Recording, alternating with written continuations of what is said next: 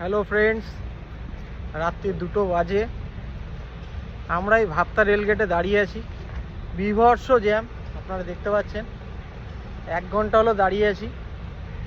বীভৎস জ্যাম, চারিদিকে গাড়ি দাঁড়িয়ে আছে।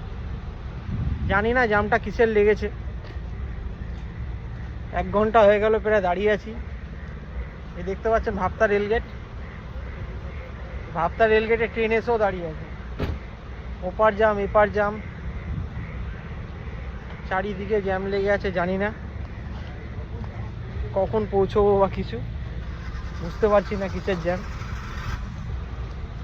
দেখুন, প্রচুর পরিস্থিতি খারাপ, বীভৎস লাইন লেগে। আমরা এই দাঁড়িয়ে আছি, এটা হাঁটাচলা করছি।